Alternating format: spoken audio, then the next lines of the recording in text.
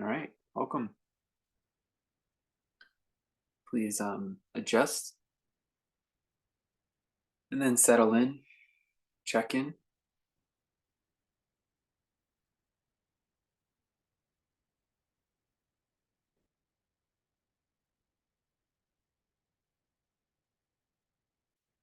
It's interesting, we do these guided things, but it's to build something that doesn't need guidance, that doesn't need anything external. That there's this the guidance is to awaken, really, or become aware of that we can find this place that's always there. And in time, it just becomes an extremely natural,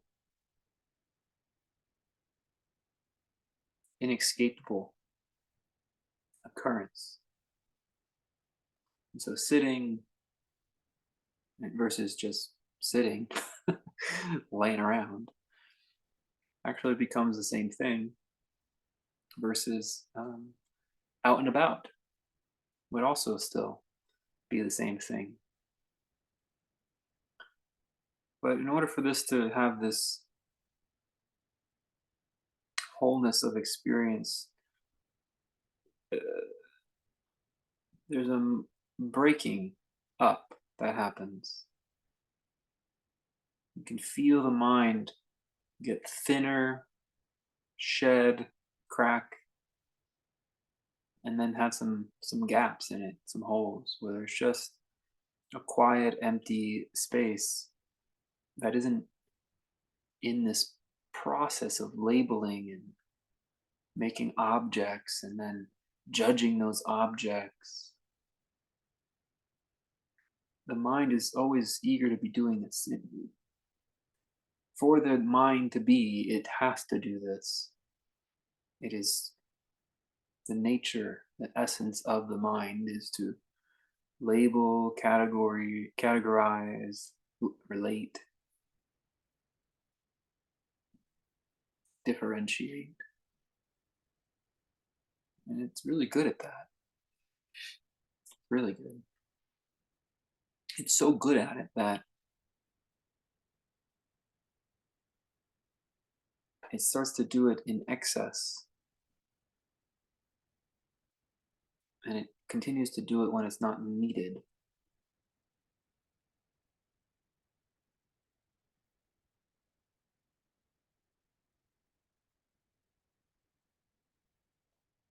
Part of sitting here is breaking that needless, incessant persistence for the mind to do this act of separating.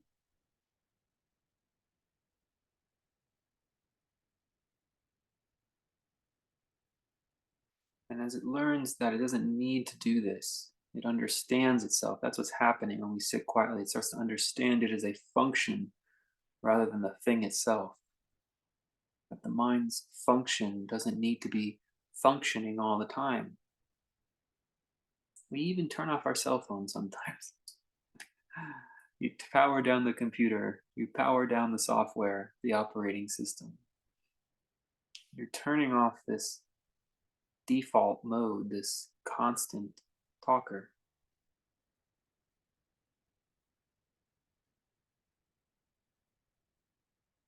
But you can forget. You can forget how to turn off your cell phone.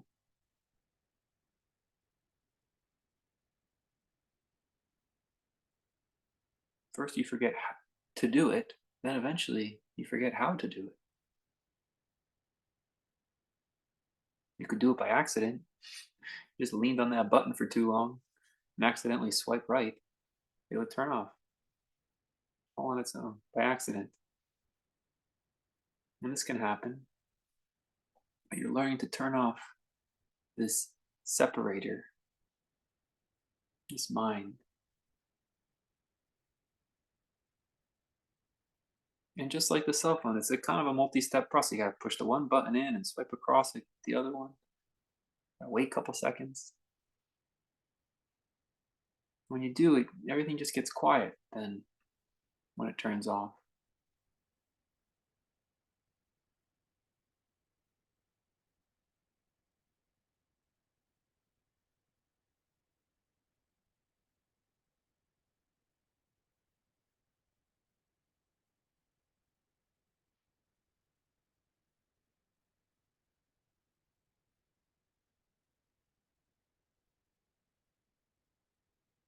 And just like when you use certain functions and features on your phone, you got to press buttons. There's things you have to interact with in order to turn the phone off.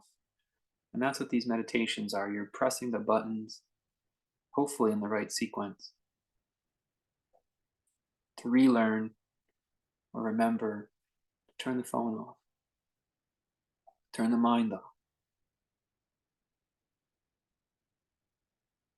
Nothing bad's going to happen when this happens.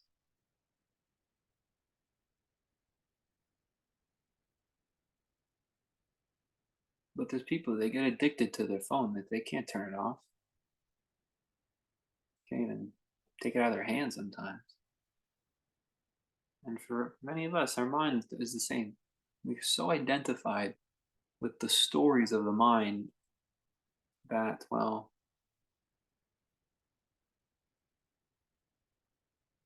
we forget we're something other than it. And so when you turn the phone off, you turn the mind off, you're confronted with the harsh reality that you are other than your mind.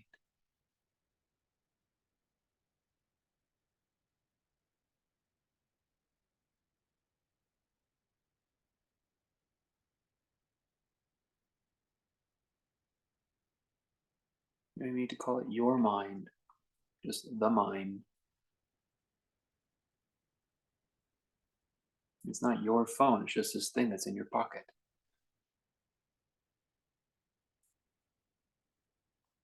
You call it your own because it's habit, that you always have it. No one else uses it.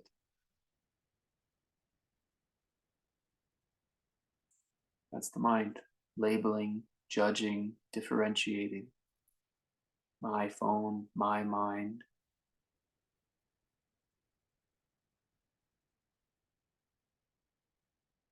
But how do we do this? How do we turn it off? It's harder. It's harder to turn off than the phone.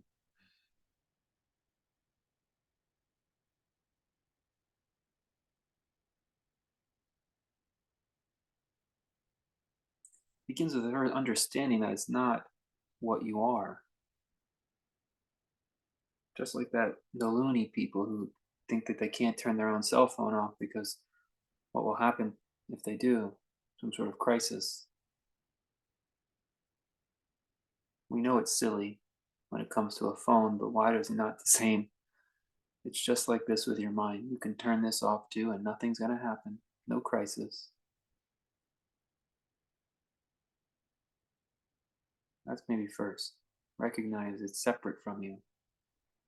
It's not what you are.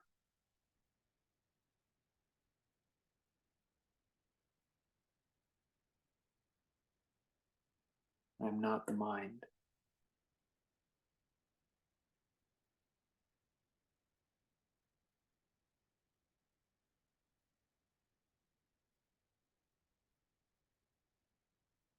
That's a little bit of a catch 22 because in order to really realize that you're not the mind, it has to turn off, and you still have to realize you exist when the mind is off.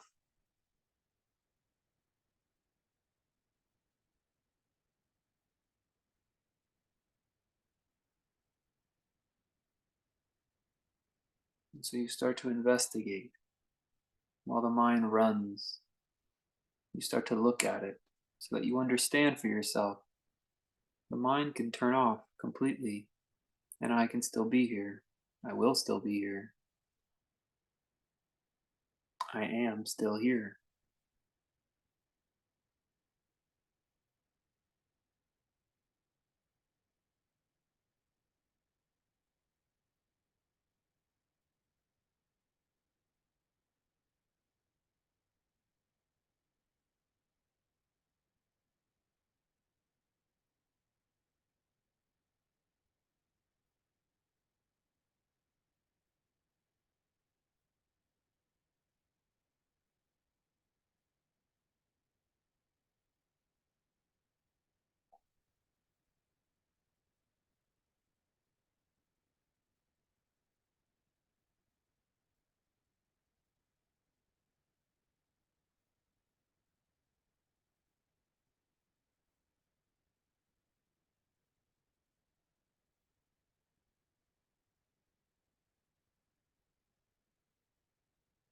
I am not the mind.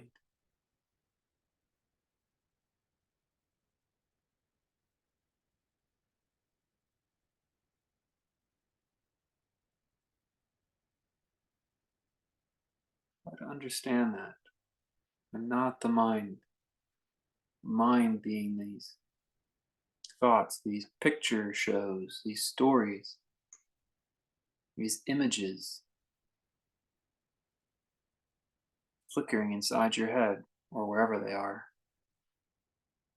giving you an identity, giving you a personality, when all you're doing is just sitting or laying there.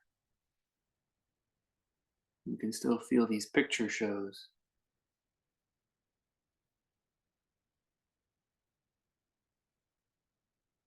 Really can feel them too. They carry emotions with them, sensitivities.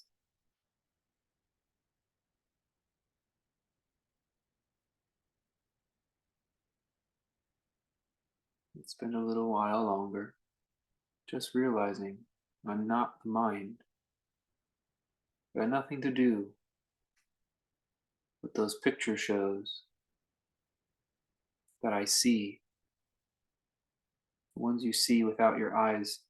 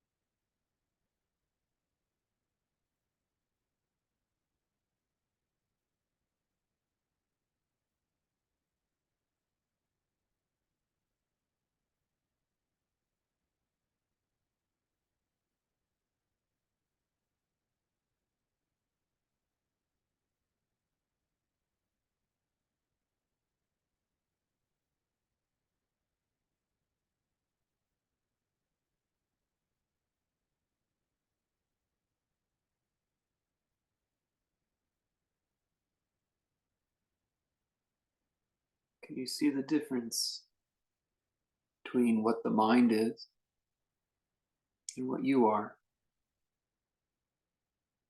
Can you see that you are the one seeing the mind? It's very simple. Just that. There's the mind, the picture show, stories, thoughts, images, words, imaginary people.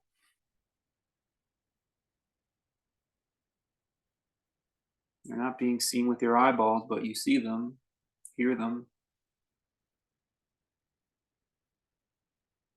You are seeing them. You are seeing the mind.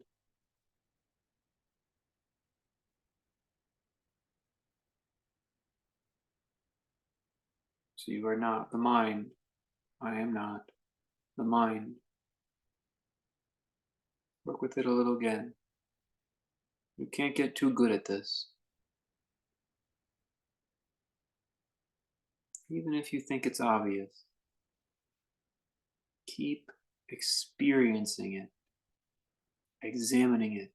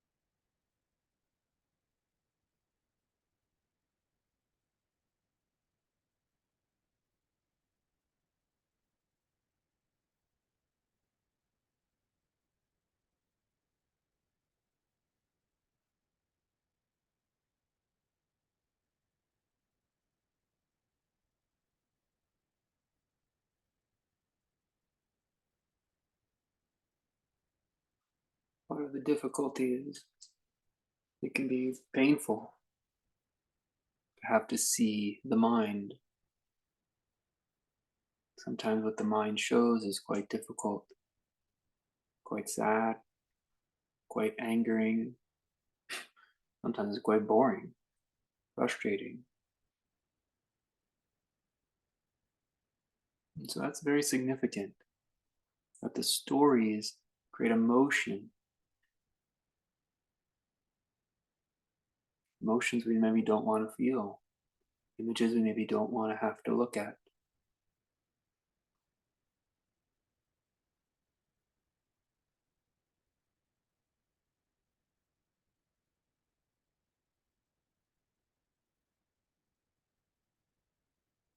Sometimes the mind shows you things that you do like, your favorite food, and then you think, oh, I wish I had that favorite food. And it's still difficult, even when the mind shows you good things, because they're not really there, yet they still make you feel. They're only there in the mind, but they make you feel. This is an interesting thing, worth examining, that you can look at that feeling as well. You can feel the feeling, sadness, anger, whatever. You're not the feelings. You can feel them. You can't be them. You can feel them.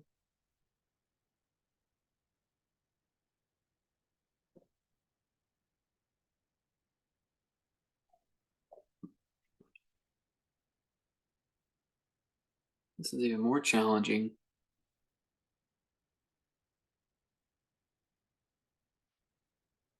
Oh, I didn't even mention worry or anxiety. Mind stories love to make that feeling.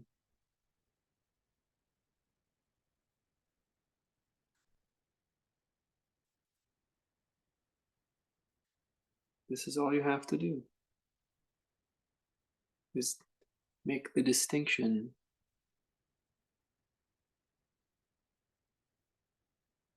The mind loves to differentiate. You have to make the difference too here. You have to understand while you sit here quietly. The mind makes stories. Stories have feelings, but you are not those.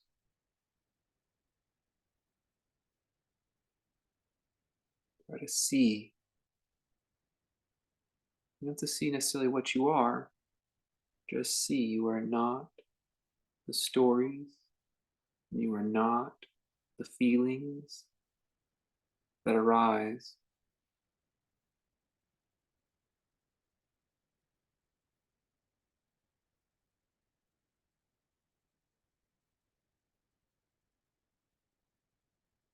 Simple in theory,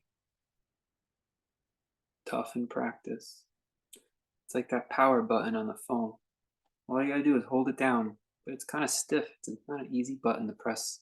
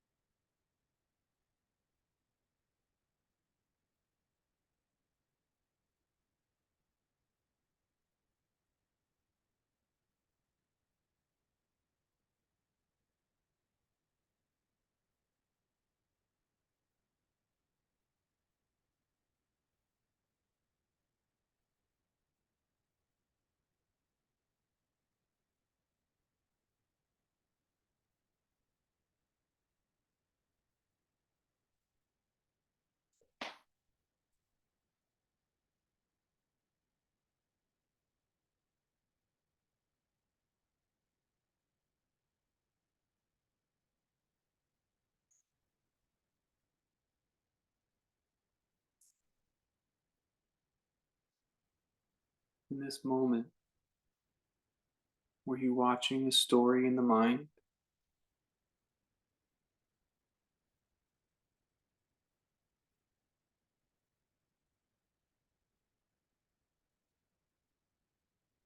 Riding the feelings?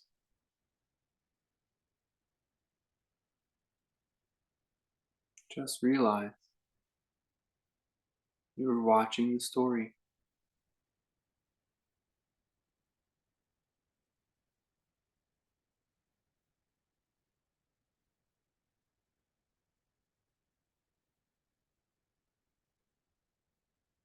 You're still doing that. It's still happening.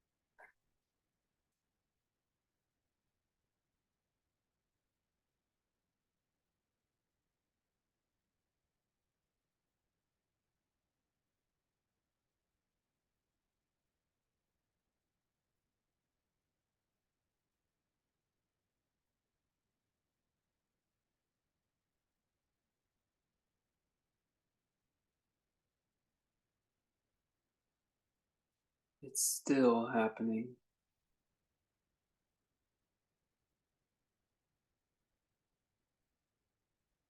You could almost say it's never not happening.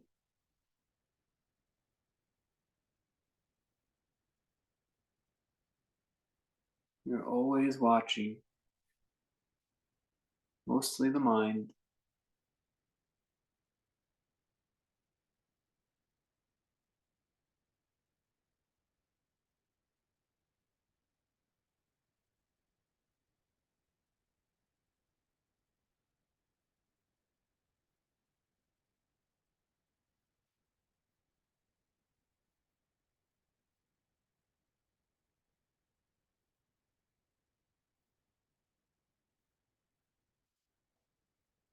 even if the mind stops.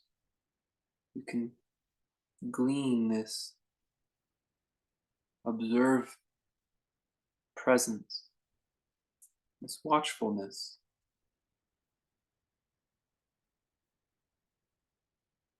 And then it just watches the quiet,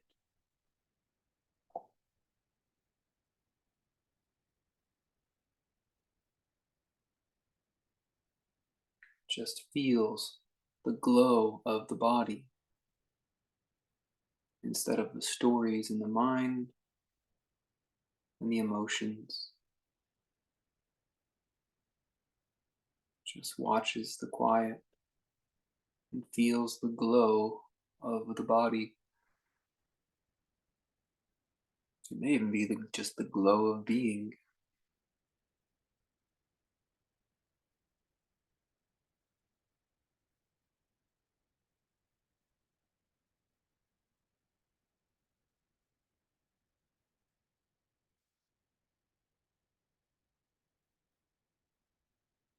So the first step is to negate what you are not. I am not the mind. And the next is to then also affirm what you are. Once I realize I'm not the mind, well then, what am I?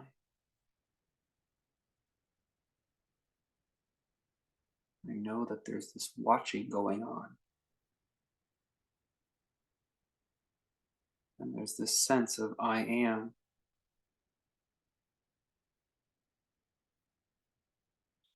And you can't separate the two things.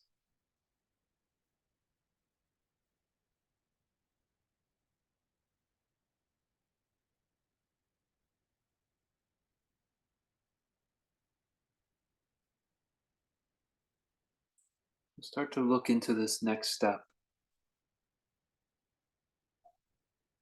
after negating the mind, affirming the watching.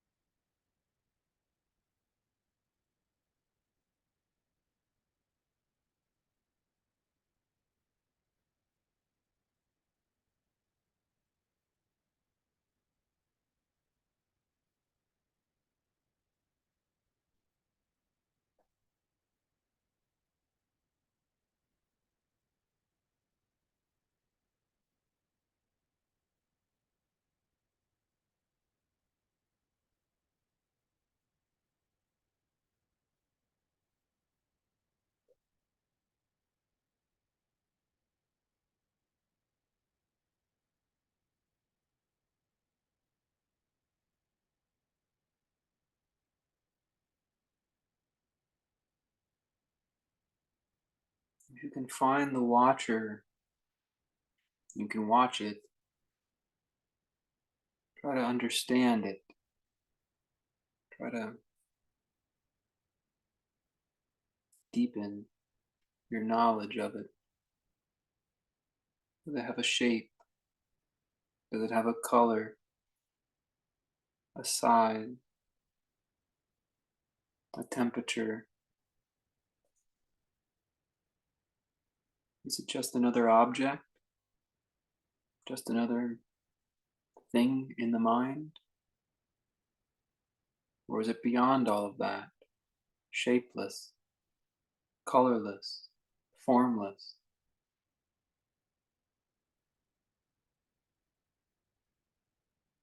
odorless? Not too many things like that.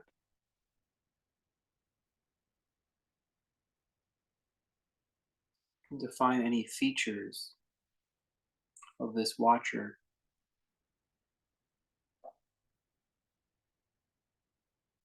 Find out what you can know about it other than it watches.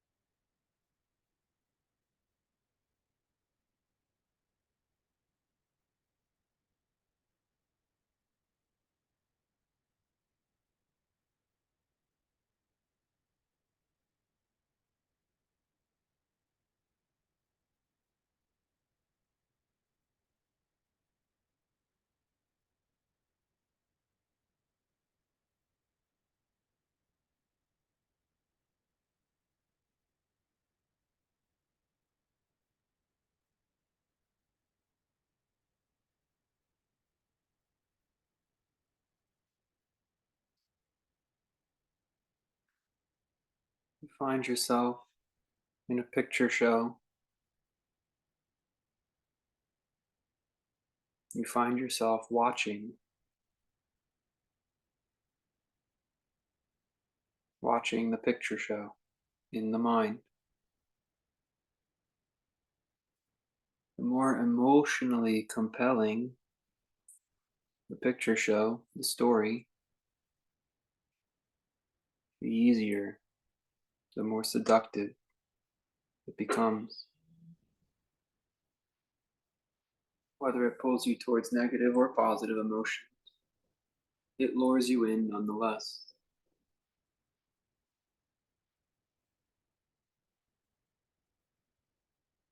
And so the first step, negate the mind, negate the emotions fed by the stories of the mind. Then affirm, affirm that there is a watcher and study the watcher.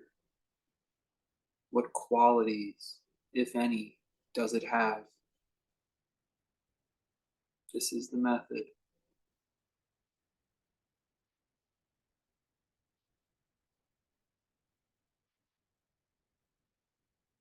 Very difficult to do affirming the watcher when the stories are so persistent. So you have to go back to step one.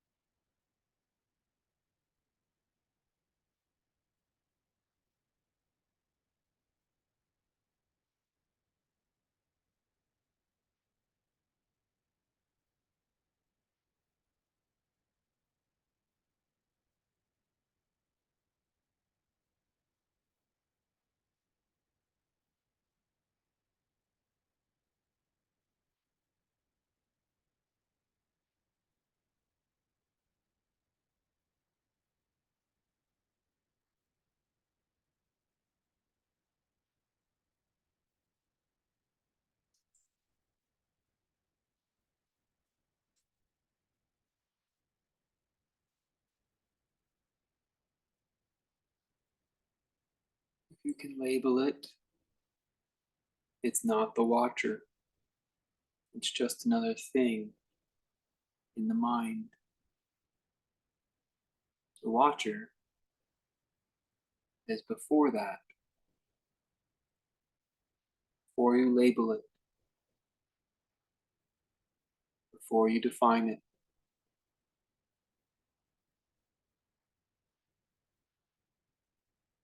It exists before the label watcher.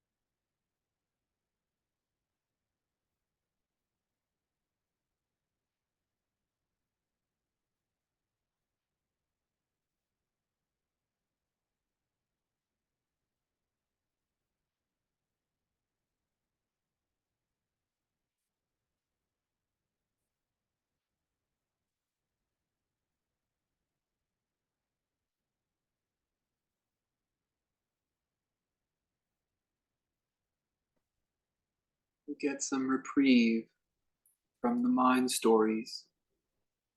Watch. Try to understand the watcher itself.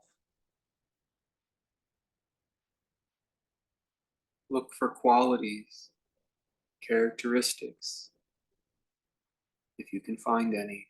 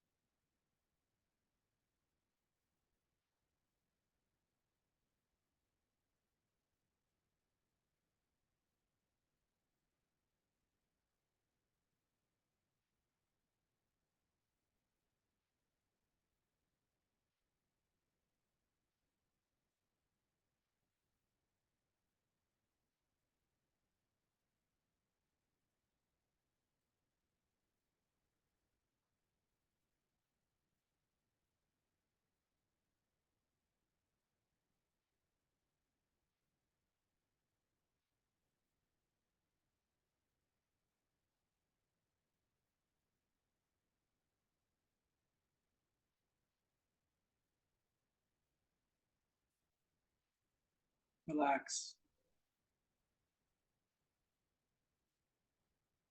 Relax the body. Release the practice. Notice the watcher doesn't change.